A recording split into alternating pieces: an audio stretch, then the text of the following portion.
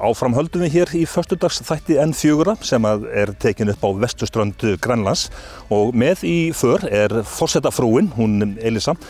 Já, þetta fyrsta svona utanlandsferðin í embættinu? Já, þetta bara fyrsta ferð og mikið forréttindi að geta komið til Grænlands, næsta nágranna okkar að koma hingað. Ég var hér í fyrsta sinn í fyrra sem blaðamaður, fannst þetta mjög skemmtilegt og ég bara mjög ánægð að geta koma hér aftur.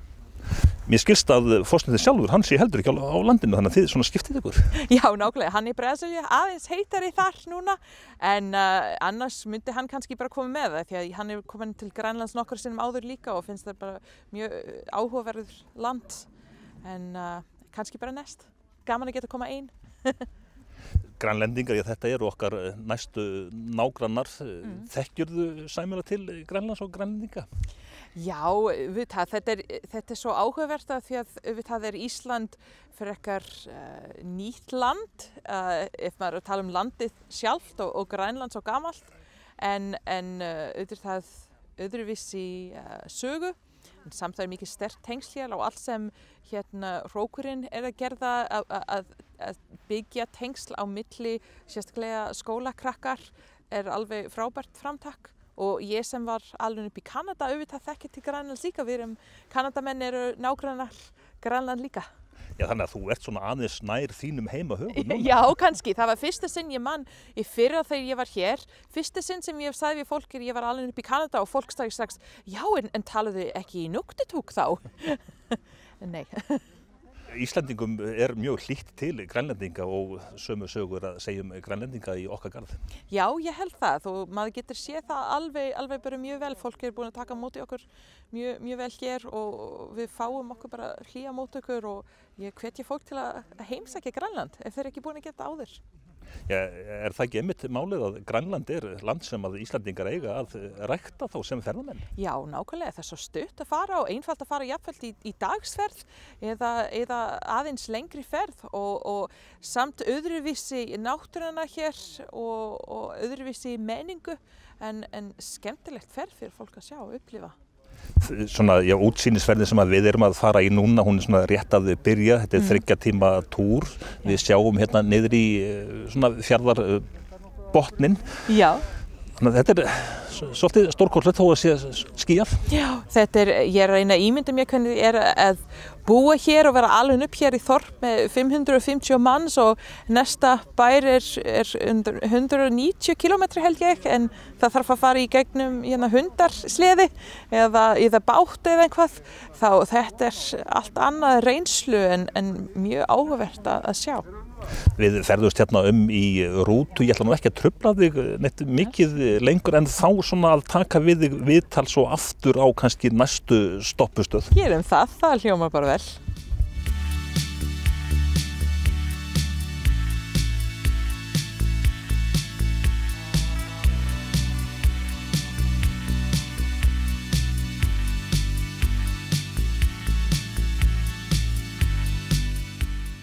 Já, við klippum viðtalið við forsetafrúna og nú erum við komin talsvert að herra upp, Elísa, hérna nú útsýnið. Já, frábært hér, við erum að skoða hérna, já það var ekki sauðnutt. Já, takk, sauðnutt hér einhvers staðar, ég sé þetta ekki núna en þetta alveg ótrúlega útsýning.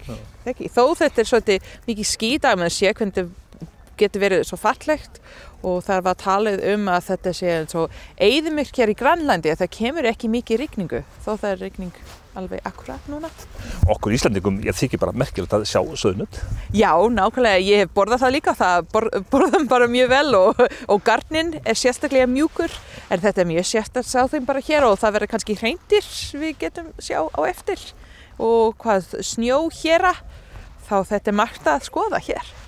En aðeins svona frá því við vorum að tala saman áðan bara grænlenska menningu.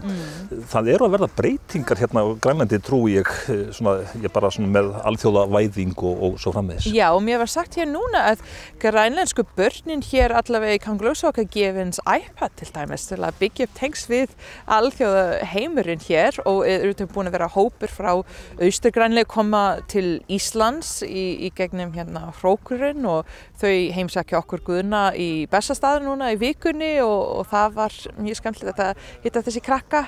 Ég veit að forsetinn tók íslenska klappið með þeim og það var mjög gaman og þau mætti í fínasta fötin og kjólar og allt saman svona fínari.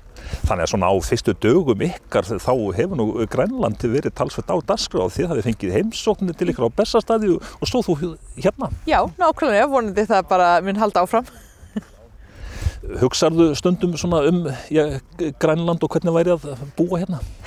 Já, þetta eitthvað sem ég að hugsa það og hvernig þetta svo öðruvísi og hvernig kannski þessi byltingu með internetið og þetta tengs væri alveg bara byltingu fyrir samfélagið hér á Grænlandi að búa í lítil þorp sem ekki hægt að keyra, það bara taka sleði eða bátur eitthvað staðir en núna komin að getum bara að leika Pokémon Go með allir aðra eða vera á Skype með eitthvað bara í Singapore eða hvað sem Þetta var örugglega alvöru byltingu fyrir þeim. Up on Melancholy Hill there's a plastic tree.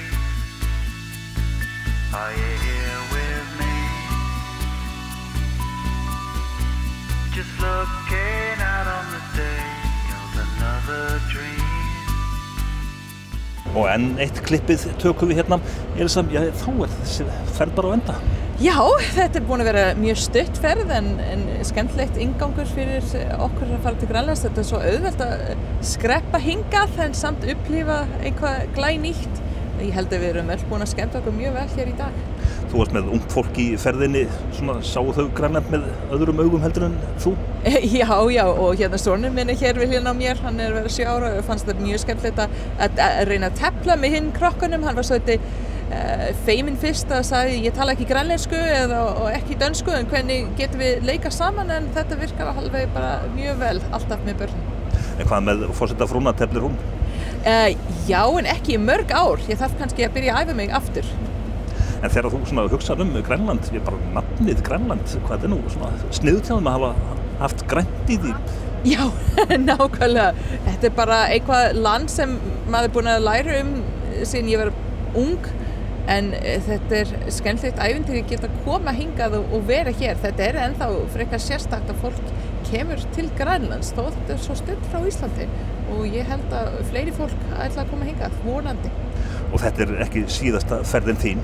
Nei, alls ekki. Það lofi ég að koma aftur. Okay. Við þökkum þér bara fyrir daginn. Bara mín var ánægð. Og með þessum orðum þá látum við föstudagstættin N4 lokið og kveðjum héðan frá Grænlandi.